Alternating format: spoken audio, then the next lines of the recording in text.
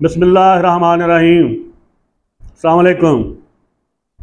प्यारे पाकिस्तानियों, आपके अपने यूट्यूब चैनल पाकिस्तान जिंदाबाद में आपका खादम, आपका इब्न हसन हाज़िर है एक और वीडियो के साथ।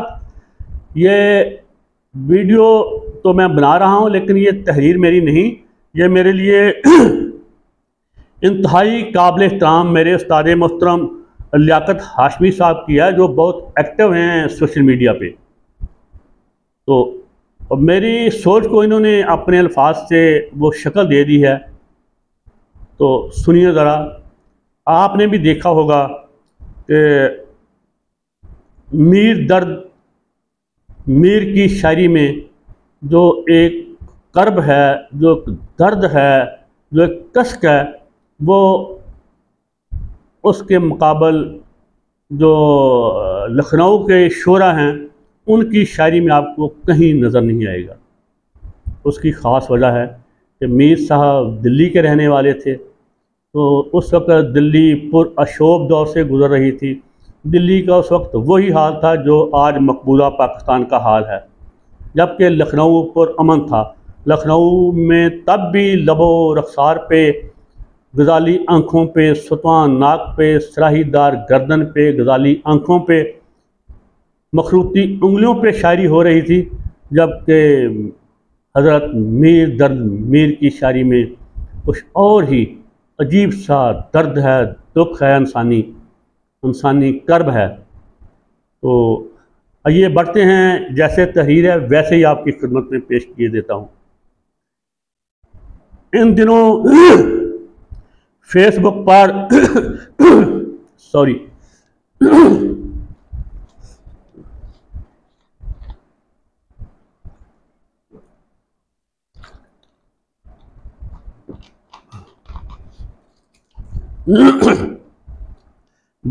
सॉरी यार।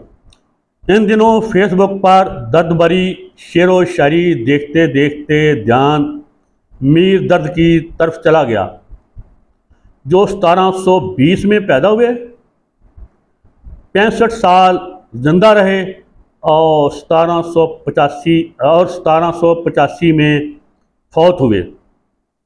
सोचा कि वो क्या हालात और वाक़यात होंगे जो उनकी शायरी में इतना दर्द भर गए। दर्द तो होना था जनाब उनकी शायरी में। जब 19 वर्ष के थे तो दिल्ली पर नादिर शाह ज़ालिम का हमला हो गया और वसी पैमाने पर गारतगरी मची। घुटनों घुटनों खून ही खून था दिल्ली में, जिन्हें आप अपने हीरो समझते हो, ईरानियों को, तुर्कों को, अरबों को। ये उनका हाल है, आगे भी सुन लो।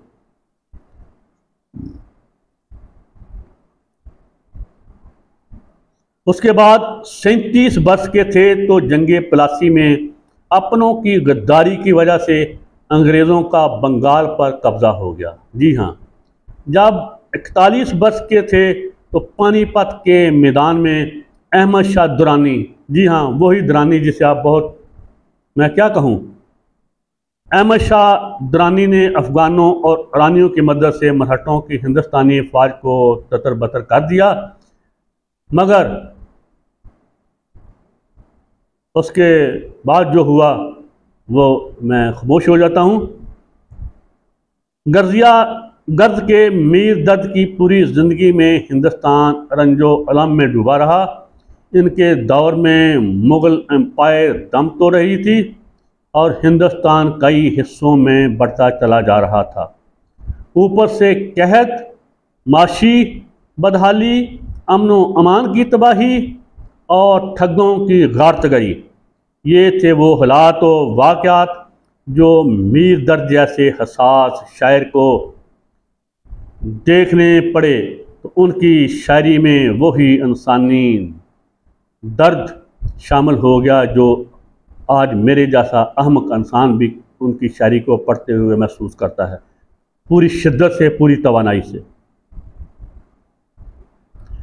जोशो वलवला और हंसी मजाक तो नहीं ना, वैसे इनके दौर में भी ऐसे लोग ज़रूर होंगे जो इन तमाम अल्लाह तो वाक़यात को भी हा हा हू ही में अड़ा देते होंगे। जैसे आजकल सोशल मीडिया पे मेरे जैसे नाहंजार बदबख्त कुछ लोग कह रहे हैं, मुझे तो वो अल्फाज भी नहीं कहने आते, ना मेरी ज़बान से आपने कभी सुने हैं, लेकिन वो सोशल मीडिया पे वो चंद लोग हैं बहुत महदूद अक़लियत में, वो कह रहे हैं बाहर निकलो यूथियो, फलां करो, ऐसे करो, और वो पोस्टें अजीबो गरीब लगा रहे हैं। ये लगाना तो उनका बुनियादी हक़ है तहरीर का, तकरीर का, मुझे उस पर तो एतराज़ नहीं। और मुझे इनसे हमदर्दी है कि ये भी उसी वक्त के नाबगार रोज़गार हैं जब दिल्ली पुरअशोब दौर से गुज़र रही थी, कत्लो गारतगरी से गुज़र रही थी, माशी बदहाली से गुज़र रही थी, अमन व अमान की बदहाली से गुज़र रही थी, जब शहरियों का कोई पुरसानी हाल नहीं था।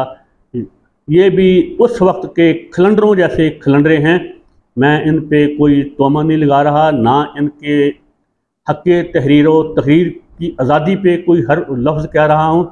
बस अगर ये सही हैं तो अल्लाह पाक मुझे भी इनका साथ देने की तौफीक अता फरमाए, अगर ये गलत हैं अल्लाह पाक इनके कल्बो ज़हन को बदले, आमीन। तो लेकिन याद रखें, ये भी उस्ताद मोहतरम का लिखा जुमला है, लेकिन ऐसे लोगों को तरीक़ याद थोड़ी रखती है। तो ये तो थी मेरे उस्ताद मोहतरम लियाकत हाशमी साहब की तहरीर, जो मैंने वीडियो की सूरत आपकी खिदमत में पेश की। अब मेरा सवाल है, क्या आज मकबूजा पाकिस्तान के हालात उस वक़्त की दिल्ली से कोई मुख्तलिफ हैं? क्या आज पाकिस्तान में भी वैसे ही कहत माशी बदहाली नहीं जैसी दिल्ली में थी उस वक्त? आज 40 रुपए की एक रोटी मिल रही है, और जिन्होंने बिल दिया है, मैंने भी दिया है, तो मेरी कमर टूट गई है बिजली का बिल। अगस्त का बिल जो देगा मैं उसे मान जाऊंगा। आगे आगे देखिए होता है क्या। तो क्या आज भी दिल्ली की तरह पाकिस्तान में कहत माशी बदहाली नहीं, अमन व अमान की तबाही और ठगों की गारतगरी नहीं? आज भी उसी तरह ठग दन दनाते फिर रहे हैं। आज भी उसी तरह जैसे दिल्ली में ठग मोतबर मज़दूर थे, आज भी वैसे ही ठग मोतबर हैं, मज़दूर हैं, जो मुहिब्बे वतन हैं, जो अमन पसंद हैं, जो लूट मार में शामिल नहीं, उन सब को वो ख़ास हों या आम हों, उन सब को हमारे ज़मीनी खुदावंद करीम कहते हैं कि हमारे पास नाकाबिले तरदीद सबूत मौजूद हैं, लिहाजा हम खुद ही मुद्दई हैं, हम खुद ही तफ्तीशकार हैं, हम खुद ही मुनसफ़ हैं। तो मेरे ज़मीनी खुदा साहब को मेरी बात बुरी ना लगे, मेरे ज़मीनी खुदा आज हम सब को, मैं भी अगर लाहौर में होता तो मैं भी जना कोर कमांडर हाउस पे एहतजाज करता। मैं बरमला कह रहा हूँ, वक्त गुजर चुका, मैं भी ज़रूर करता और अमन एहतजाज ज़रूर करता, मेरा हक़ है। लेकिन ये कहाँ तय हो गया कि मैं गद्दार भी हूँ, मैं बागी भी हूँ, मैं दहशतगर्द भी हूँ? मेरे एहतजाज करने से ये कहाँ तय हो गया, साबित हो गया जनाब कि मैं दहशतगर्द हूँ, मैं बागी हूँ, मैं गद्दार हूँ? जो आपके सिटिंग जर्नलों को गालियाँ देते रहे, मुगल ज़ात से नवाजते रहे, उनको आपने इक़्तिदार में बिठाया हुआ है। मनी लॉन्डरों को, जो आपकी ईंटों से ईंटें बजाते रहे, उनको आपने इक़्तिदार में बिठाया हुआ है। और हम आज गद्दार भी ठहरे, बागी भी ठहरे और दहशतगर्द भी ठहरे। वाह मेरे ज़मीनी खुदा, वाह! कुर्बान जाऊँ मैं आपके इंसाफ पे। आप सेक्रेटरी दफा के मतहत हैं, लेकिन खुदा की शान है, आपने सब मुल्क के हर अदारे के हर सरपरस्त की गांड में डंडा नहीं दिया, आपने हर खासो आम की गांड में डंडा दे के हमें आगे लगाया हुआ है। अगर आप अपनी औकात में आ जाएं, सेक्रेटरी दफा के नीचे आ जाएं, तो पाकिस्तान के 90% मसाइल आज ही हल हो जाएंगे। यही खराबी की जड़ है पाकिस्तान में, यही बर्बादी की जड़ है जो अब पाकिस्तान के साथ हो रहा है। मैं जानता हूं अपने अंजाम से कि आप मुझे ठा सकते हैं, मेरे पे बेपनाह इंसानियत सोच तशद्दुद करवा सकते हैं, मुझे शहीद करवा सकते हैं, मेरी बेगम, मेरी माओं बहनों, मेरी बेटियों की आबरू रेजी कर सकते हैं, मेरा घर तबाह कर सकते हैं, मेरा सब कुछ लूट सकते हैं आपके जगरों वाले, शेर जवान डालों वाले, विगो वाले। लेकिन ना मेरे ज़मीनी खुदा, ना आपने करबला देखी हुई है, आपने तो नहीं देखी, आपने बर्पा की हुई है। बाजवा की करबला जो हम पे बर्पा थी, आप उसे लेके आगे चल रहे हैं। आपके बड़ों ने करबला देखी हुई है जिनके हम गुलाम हैं, हम तो उस करबला को रोते हैं। और आपको ज़रा भी एहसास नहीं जिनके ख़ानदान पे करबला गुजरी, आपने हम पे करबला बर्पा कर रखी है। खुदा के वास्ते अपनी आकबत का हिसाब करें, आपको तो बहुत दूर है, इसी दुनिया में भी इंशाल्लाह हिसाब होगा। देखिएगा, आज हर कोई परवेज़ मुशर्रफ को धड़ल्ले से गालियां देता है, उससे पता नहीं क्या कुछ कहता है, बाजो को कहता है, अयूब खान को, ज़ियाउल हक को कहता है, मैं नहीं कहता। तो आप भी रिटायर तो होंगे ना, बेशक आपका, मुझे गुमान है कि अब पाकिस्तान में 10 साल तक कोई इलेक्शन वाली हुकूमत नहीं आएगी। इससे मैं आगे कुछ नहीं कहना चाहता। मैं भी आखिर 70 साल इसी पाकिस्तान में गुजारे हैं और आप जैसे बेशुमार चीफ देखे हैं, अल्लाह माशाल्लाह।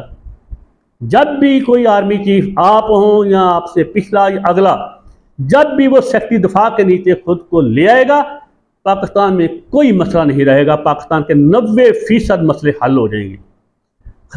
पाकिस्तान की सरहदों की हिफाजत करना जिम्मेदारी है जर्नैलों की, फौज को नहीं। मेरे ज़मीनी खुदा, आप और आपके चमचे कच्चे जो सहाफ़त में भी हैं, बाकी भी मेरी तरह नाम नहाद दानश्वर हैं, वो फ़ौज को और चंद जर्नैलों को गड़बड़ करते हैं एक ही साथ। ना ना, फ़ौज अलग है, जर्नैल अलग हैं। फ़ौज मेरे बेटे हैं 8-10 लाख, जर्नैलों से मेरा कोई वास्ता तल्क नहीं। हाँ, जो मुहिब्बे वतन है उसके लिए मेरी जान, माल, आल औलाद सब कुछ कुर्बान है।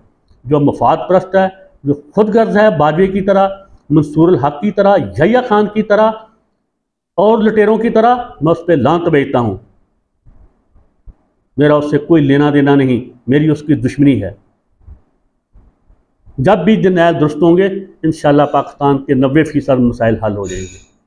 सभी में जर्नैल ऐसे नहीं, चंद ऐसे हैं जैसे माशरे में सभी ना बुरे हैं ना अच्छे हैं, तो ऐसे ही आम में हैं।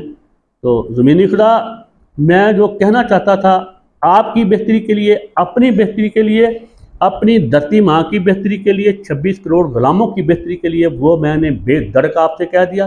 मेरे साथ जो मर्जी आप सलूक करें वो आपकी साबजीद है, वो खुदा जानता है। अगर करबला वाले सुरखरू हैं तो मेरे साथ कुछ करोगे तो अल्लाह पाक मुझे भी सुरखरू करेगा। ये कोई पैमाना नहीं होता फतह का या शिकस्त का। मैं फतह याब ही रहूँगा इंशाअल्लाह। इंशाअल्लाह मैं नहीं, मेरे जैसा हर हक परस्त पाकिस्तानी फतह याब रहेगा। वो शहीद हो जाए, वो कैद हो जाए, उसकी तजलील हो, जो मर्जी हो, वो फतह याब होगा शुहदाए करबला की तरह। बीबियाँ जो करबला में थी, इफ़्फ़त माब, इस्मत माब, उनकी तरह वो सुरखरू होंगे। वो कोई भी खतून हो, वो कोई मर्द हो, वो बूढ़ा हो, वो बच्चा हो, वो नौजवान हो। करबला में ये सभी किरदार थे ना, बूढ़े, नौजवान, मासूम, शीखवार, बच्चे, नौनहाल, नौ उम्र, बीबियाँ, इफ़्फ़त माब, इस्मत माब, जिनकी इफ़्फ़त की शायद आसमान भी कसम खाता है। तो वह सुरखरू हुए, हम भी सुरखरू होंगे। किसी की ज़ात पे, उहदे पे नहीं होता कि वो किसी ज़ात का बंदा फतह होगा या किसी उहदे का होगा। ये तो किरदार पे है।